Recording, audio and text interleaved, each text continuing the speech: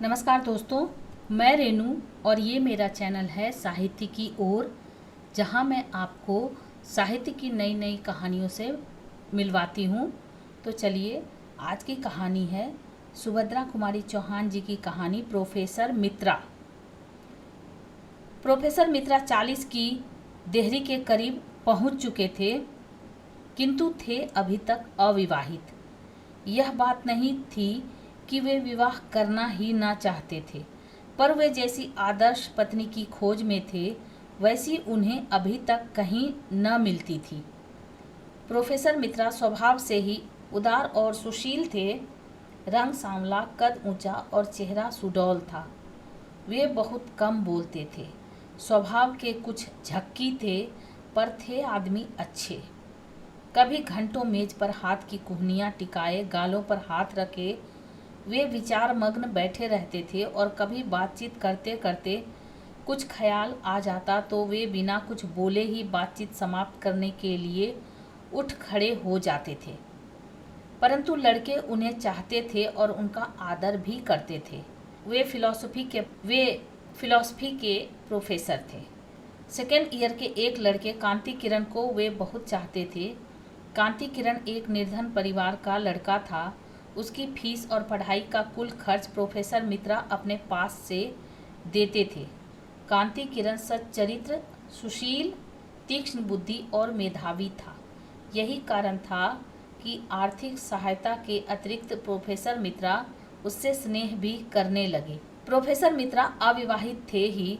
शहर से जरा हटकर उनका एक बड़ा सा बंगला था, जिसमें रहने वाला उनके अतिरिक्त और कोई न था।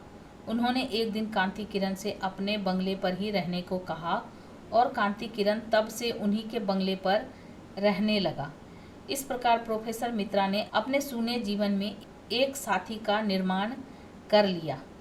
गर्मी की लंबी छुट्टियों के बाद जब कॉलेज खुला तो नई भर्ती होने वाली लड़कियों में कांति किरण की भांति एक लड़की मृणाल पर भी प्रोफेसर मित्रा की अनुकंपा विशेष रूप से हो गई। यह मृणाल कौन थी कोई नहीं जानता था। मैट्रिक उसने कलकत्ता से ही पास किया था। अपनी विधवा माँ के साथ कुछ ही दिन हुए यहाँ आई थी। मृणाल की माँ निर्धन थी। यहीं के लड़कियों के मिडिल स्कूल में वह उप पाठिका होकर आई थी। मृणाल की माँ और प्रोफेसर मित्रा में कब पहचान हुई यह कोई नहीं जानता, किंतु मृणाल के भी पढ़ने का सारा खर्च प्रोफेसर मित्रा ने अपने ऊपर ले लिया। यही नहीं कि प्रोफेसर मित्रा केवल कांति किरण और मृणाल को ही आर्थिक सहायता देते हों, वे और भी बहुत से गरीब लड़कों की सहायता करते थे। बैंकों में उनका कोई हिसाब न था। हर महीने की तनख्वाह उनके आवश्यक खर्चों को निकालकर इसी प्रकार निर्धन विद्यार्थियों की सहायता में उठ जाती थी।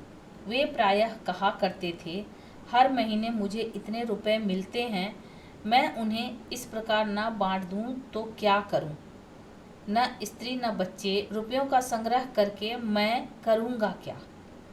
मृणाल की माँ को महीने में कुल 30 रुपये मिलते थे, जो दोनों माँ बेटी के लिए सम्मान के साथ रहने के लिए भी पर्याप्त नहीं थे। परंतु प्रोफेसर मित्रा की सहृदयता ने उन्हें कभी किसी प्रकार के कष्ट का अनुभव न होने दिया। सजातीय होने के कारण उनकी घनिष्ठता बहुत बढ़ गई। सप्ताह में एक बार प्रोफेसर मित्रा मृणाल की माँ से मिलने जाते, और मृणाल तो प्रायः रोज ही 1-2 घंटे प्रोफेसर मित्रा के यहाँ बिताती थी। मृणाल लॉजिक की, जिसे प्रोफेसर मित्रा ही पढ़ाते थे, बड़ी अच्छी छात्रा थी। प्रोफेसर मित्रा उससे बहुत खुश रहते थे। मृणाल अपनी माँ की पहली संतान थी। माँ बेटी का रिश्ता जाने बिना प्रायः लोग उन्हें छोटी बड़ी बहन समझते थे। मृणाल के जन्म के कुछ ही समय बाद मृणाल के पिता का देहांत हो गया था। तब से इसी प्रकार नौकरी और ट्यूशन करके मृणाल की माँ उसे इतनी बड़ी कर पाई है। अब उसे सबसे बड़ी चिंता मृणाल के विवाह की थी। जिस लड़की को उसने कष्ट से पढ़ा लिखाकर पाल पोस कर इतना बड़ा किया है, उसे किसी सुयोग्य वर्ग के हाथों सौंपकर ही वह निश्चिंत हो सकती है। वह पढ़ा लिखा कुलीन वंश का और खाते पीते घर का हो, जिससे उसकी मृणाल सुखी रहे। यही मृणाल की माँ की कामना थी। निर्धनता का जो कटु अनुभव मृणाल की माँ को था वह भूलने के योग्य नहीं था। उसी निर्धनता के दलदल में वह जानबूझकर अपनी बेटी को नहीं फंसाना चाहती। इसलिए तो मृणाल 18 वर्ष की हो जाने पर भी अविवाहित थी। मृणाल की माँ को जब मालूम हुआ कि प्रोफेसर मित्रा अविवाहित हैं तो वह सोचने लगी कि मृणाल और प्रोफेसर मित्रा की जोड़ी तो बुरी नहीं रहेगी। प्रोफेसर मित्रा की उम्र वैसे कुछ ज़्यादा भी नहीं है, इसके अतिरिक्त मेरी मृणाल रानी बनकर भी तो रहेगी। एक दिन मृणाल की माँ ने निश्चय किया वह प्रोफेसर मित्रा से उनके अविवाहित रहने का कारण पूछेगी।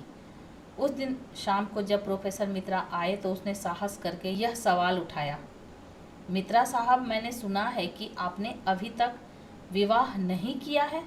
यदि आपको कोई अड़चन न हो तो क्या मैं जान सकती हूँ कि इस संन्यास का क्या कारण है? प्रोफेसर मित्रा के सामने ऐसा सवाल भी इस घर में उनसे कभी होगा वह न जानते थे। बोले, मैंने आज तक विवाह की ओर ध्यान ही नहीं दिया। क्यों नहीं दिया कह नहीं सकता। अब तक नहीं दिया तो अब तो ध्यान देना चाहिए। शाम को लौटकर आते हैं तो क्या वीरान सा घर आपको अच्छा लगता है? प्रोफेसर मित्रा हंसकर बोले, नहीं, घर तो वीरान नहीं रहता। कांति किरण रहता है, अक्सर मृणाल आ जाती है, फिर नौकर चाकर भी तो रहते ही हैं। मृणाल की माँ तनिक हंसकर बोली, नौकर चाकरों से कहीं घर आबाद हुआ है? और कांति किरण क्या, उसकी पढ़ाई खत्म हुई 2 महीने बाद अपने घर चला जाएगा। मित्रा साहब हंसकर बोले, मृणाल तो रहेगी। मृणाल की माँ जरा गंभीर होकर बोली, हाँ, मृणाल तो रहेगी, पर ऐसे रहने से क्या होता है?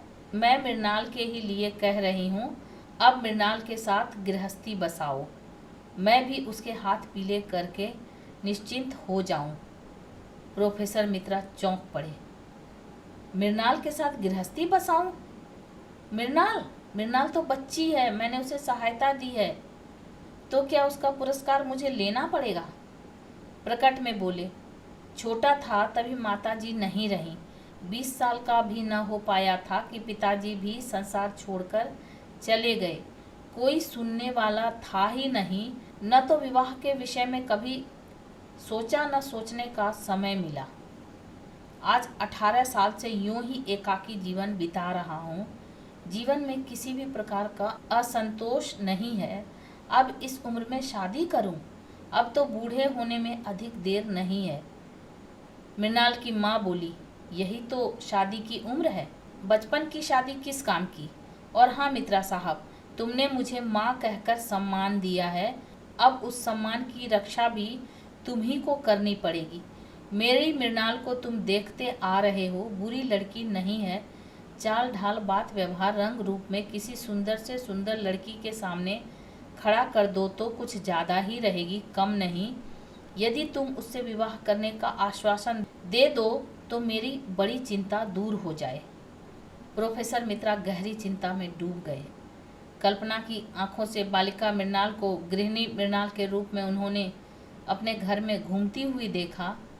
नौकरों से वह ठोक ढंग से काम ले रही है, घर में कोई अव्यवस्था नहीं, सभी काम सुचारू रूप से हो रहे हैं। प्रोफेसर मित्रा को अब घर के किसी भी काम की ओर ध्यान देने की जरूरत नहीं रहती। इसी समय मृणाल की माँ की बात से वह चौंक से उठे। मृणाल की माँ कह रही थी, मित्रा साहब चिंता ना करो, मेरी मृणाल को स्वीकार कर लो, वह तुम्हारे घर को स्वर्ग बना देगी। मित्रा साहब ने कहा, आप मुझे कुछ दिन सोचने का समय दीजिए, बहुत जल्दी मैं आपको जवाब दूंगा। और वे अपने बंगले की ओर चले। आधे से अधिक प्रोफेसर मित्रा इस विवाह के पक्ष में हो चुके थे। घर आए, देखा ड्राइंग रूम में मृणाल कांति किरण से कुछ बातें कर रही हैं। जाने क्यों उन्हें यह अच्छा न लगा। आज यह पहला ही अवसर न था कि उन्होंने कांति किरण और मृणाल को बातें करते देखा हो।